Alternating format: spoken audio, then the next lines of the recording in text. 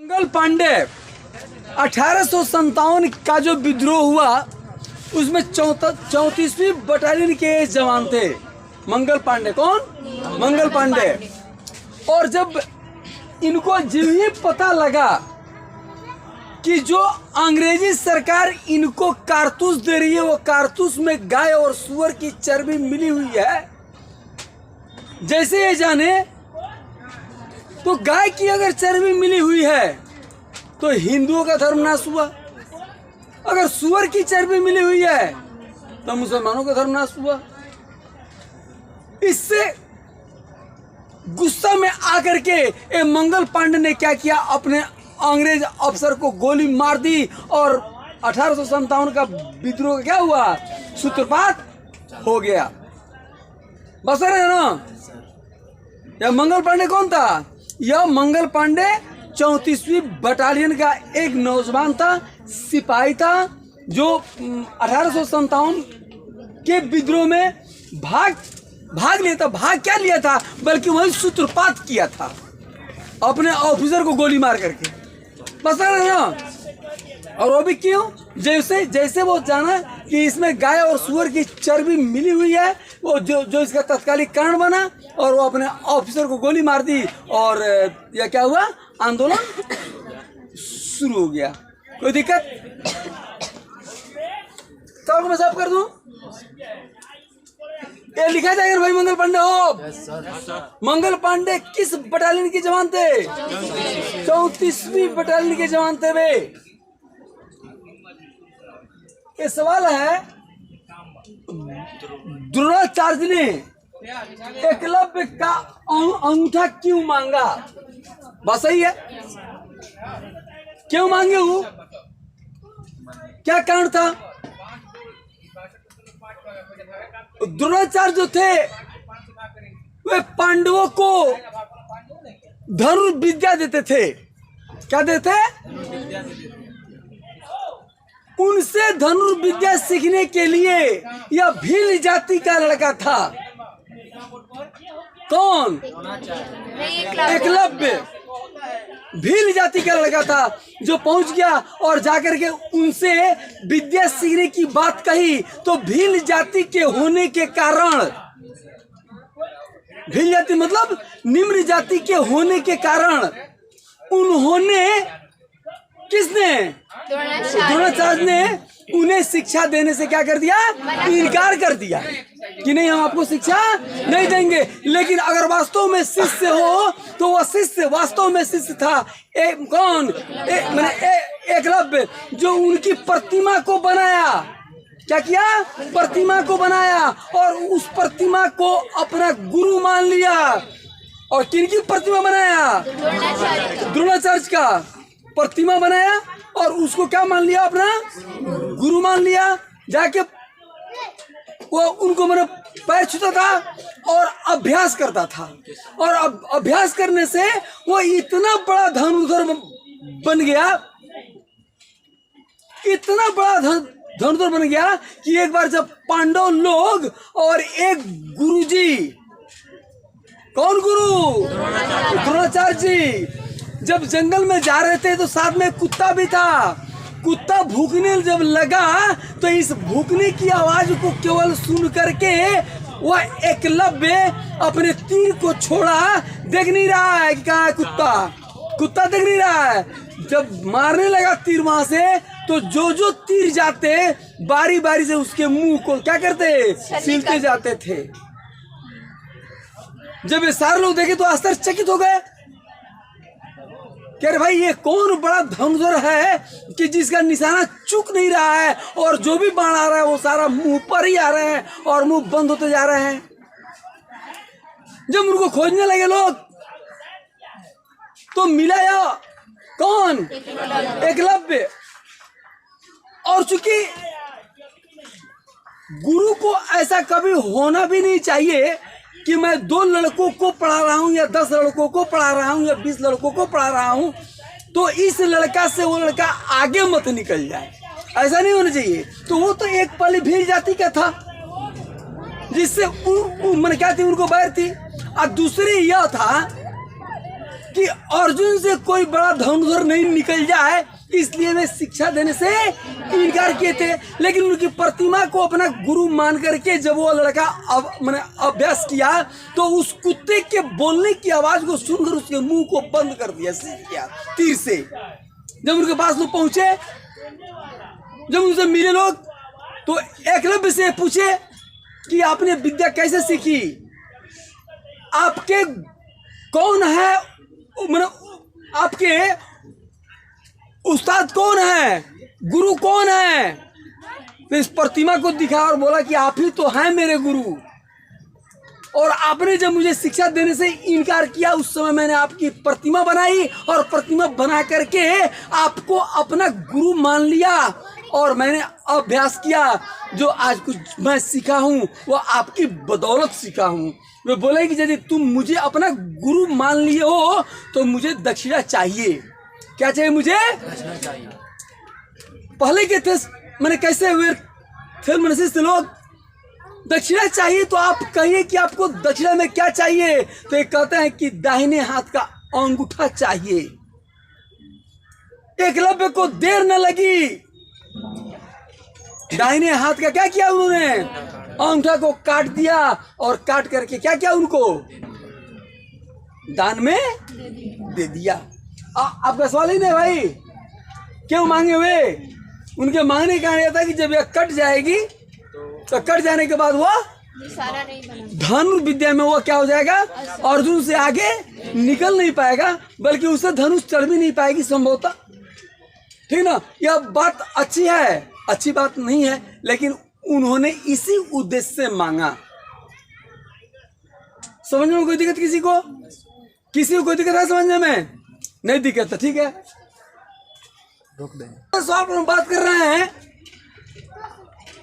सभी सवाल को थोड़ा सा ठीक से आप लोग मैंने सुन रहे हैं तो ठीक है, लिखे हैं तो ठीक है, हम लिखाए हैं तो ठीक है, लेकिन सुन के कम से कम जरूर रखिएगा। इसमें कह रहा है कि भारतीय संविधान की रूपरेखा पर संक्षिप्त टिप्पणी लिखें। जब हमारा देश भारत आजाद होने के लिए जब हुआ, तो इसे एक संविधान की जरूरत थी, एक संविधान की जरूरत थी, जिस संविधान को बनाने के लिए अंग्रेजों ने पैथिक लॉरेंस की अध्यक्षता में एक कमीशन को यहां भेजा, एक मिशन को यहां पर भेजा, जिसका नाम क्या पड़ा, कैबिनेट मिशन। ये भी पूछ सकता है कि उसके मैंने अध्यक्ष कौन थे? पैथिक लॉरेंस थे। कौन थे? पैथिक लॉरेंस थे। भेजा, जब वे यहाँ पर आए, बात को भी नहीं रखी, तो 9 दिसंबर 1946 को संविधान सभा की पहली बैठक हुई, और उसमें बिहार के ही डॉक्टर सच्चिदानंद सिन्हा को अस्थायी अध्यक्ष के रूप में चुन लिया गया, और मात्र 2 दिनों के बाद डॉक्टर राजेंद्र प्रसाद को उसका अस्थायी अध्यक्ष चुन लिया गया, और जो ड्राफ्टिंग कमेटी बनी उसके अध्यक्ष के रूप में डॉक्टर भीमराव अंबेडकर को चुन लिया गया।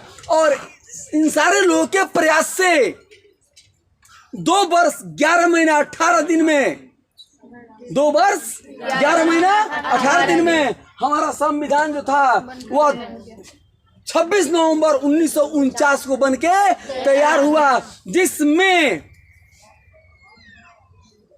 395 आर्टिकल, अनुच्छेद 22 भाग 8 अनुसूचियां थी। आई बात हो समझ में? संविधान सभा की पहली बैठक कब हुई? 9 दिसंबर 1946।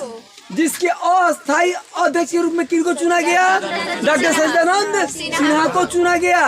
और 11 दिसंबर को कौन हो गए अस्थायी अध्यक्ष? डॉक्टर राजेंद्र प्रसाद। और जो ड्राफ्टिंग कमेटी बनी हुई थी, जो प्रारूप समिति बनी हुई थी, उसके कौन थे अध्यक्ष? डॉक्टर भीमराव अंबेडकर थे। और इन सभी लोगों ने मिलकर क्या किया? एक मैंने संविधान बनाया, जिस संविधान में मूल अनुच्छेद 395 थे, 22 भाग थे, 8 अनुसूचियां थी। और ये 26 नवंबर 1949 को बनकर क्या हुआ? तैयार हो गया। कोई दिक्कत किसी को? कोई दिक्कत? अरे हो दिक्कत तो बोल दो यार, मैं बोर्ड पर हूं अभी। कोई दिक्कत नहीं है? किसी को कोई दिक्कत नहीं है? साफ करो बोर्ड भाई।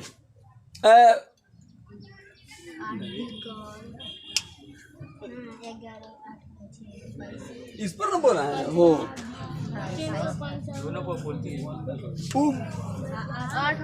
सवाल है कि बौद्ध धर्म के विषय में आप क्या जानते हैं? बहुत अच्छा प्रश्न। इसमें कई सवाल आएंगे। बौद्ध धर्म की क्या क्या शिक्षाएं हैं? थोड़ा सा हेलो। बौद्ध धर्म के पतन के क्या कारण थे? बौद्ध धर्म की स्थापना कैसे हुई, किसने की? ये बहुत सारे क्वेश्चन है।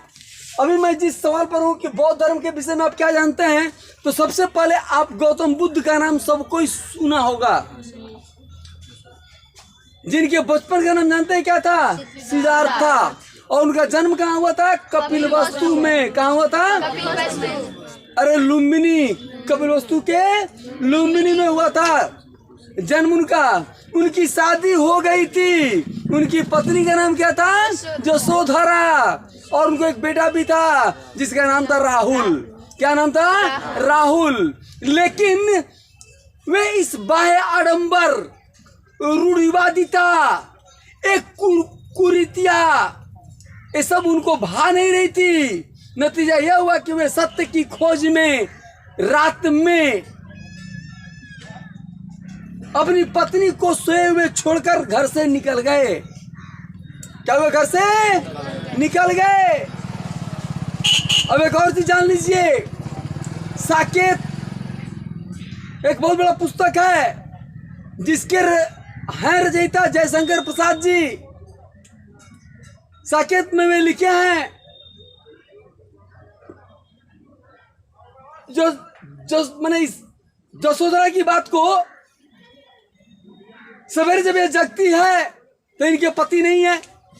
पति कहाँ निकल गए हैं? सत्य की खोज में निकल गए हैं। तो अपनी सखियों से कहती है, सखिए वो मुझसे कहकर जाते, सखिए वो मुझसे कहकर जाते, वे अपनी राहों का रोड़ा मुझको कभी न पाते, सके वो मुझसे कहकर जाते। सिद्धि हेतु स्वामी गए, यह गौरव की बात, पर चोरी चोरी गए यही कुठारा घाट। क्या कर रही है वो? कि वे चुपचाप जो चले गए, वे कह करके जाते मुझसे। लेकिन यह भी बात तय है कि अगर कोई पति अपने पत्नी से कहे कि भैया तुम घर को देखना, संभालना, सभी बच्चे हैं, इसका सब जिम्मेदारी तुम पर है, मैं सन्यासी बनने चल रहा हूं, तो शायद किसी की पत्नी परमिशन नहीं देगी। देगी हो? इससे बेहतर है कि वे चुपचाप निकल गए। क्या किए? वे चुपचाप निकल गए। वे निकल गए और वे उनको बोध गया का नाम सब कुछ सुना है? बोध गया, अरे पटना के पास है। बोध गया में पीपल के पेड़ के नीचे उनको ज्ञान की प्राप्ति हुई। उनको ज्ञान की प्राप्ति कहाँ हुई? बोध गया में पीपल के पेड़ के नीचे। और जब उनको ज्ञान की प्राप्ति हो गई तो उन्होंने अपना पहला उपदेश सारनाथ में दिया। सारनाथ मतलब वाराणसी में। कहाँ दिया? सारनाथ में दिया। और वे गौतम बुद्ध क्या थे? महात्मा बुद्ध बौद्ध धर्म के संस्थापक थे। क्या थे वे? संस्थापक थे। और कुशीनगर में क्या हुई? उनकी मृत्यु हो गई। बौद्ध धर्म के बारे में और कुछ कोई दिक्कत? किसी को दिक्कत है? नहीं दिक्कत है? ठीक है। हाँ? तो उसमें 3 सूची को रखा गया। क्या क्या? संघ सूची, राज सूची और समवर्ती सूची। संघ सूची का मतलब हुआ कि उसमें वैसे विषय आते हैं जिसमें केवल केंद्र सरकार ही कानून बना सकती है। उसमें और किसी को दखलंदाजी देने की जरूरत नहीं है। जैसे रेल हुआ, तार हुआ, डाक हुआ, आय हुआ, माने आयकर डिपार्टमेंट, ये सब पर जो भी कानून बनाना होगा यह सिर्फ और सिर्फ केंद्र सरकार के जिम्मे है। तो यह हम तो क्या कहते हैं, ये संघ सूची में आने वाले विषय हैं, ठीक ना। और इसमें कुल 97 विषय हैं। उन 97 विषय पर यह केंद्र सरकार कानून बनाएगी। राज्य सूची में, राज्य सूची का मतलब यह हुआ कि जिस विषय पर केवल राज्य सरकार कानून बना सकती है, जिस पर केवल राज्य सरकार कानून बना सकती है, वह क्या है? राज्य सूची में आता है। जैसे सिंचाई है, पुलिस है, ये सब क्या है? इस पर जब कानून बनाएगी तो कौन बनाएगी? राज्य सरकार बनाएगी। यह राज्य सूची में आता है और इसमें कुल 66 विषय हैं। और तीसरा क्या है? समवर्ती सूची, जिसमें राज्य सरकार और केंद्र सरकार दोनों मिलकर के कानून बनाती है। केंद्र सरकार की भी जरूरत है और राज्य सरकार की भी जरूरत है, और ये दोनों मिलकर के कानून बनाते हैं। इसको क्या कहते हैं हम? समवर्ती सूची। और इसमें 47 विषय है। कितने विषय हैं? 47 विषय हैं। शिक्षा जो है आपका, शिक्षा, वो समवर्ती सूची में आता है, क्योंकि शिक्षा पर केंद्र सरकार और राज्य सरकार दोनों को कानून बनाने का अधिकार है।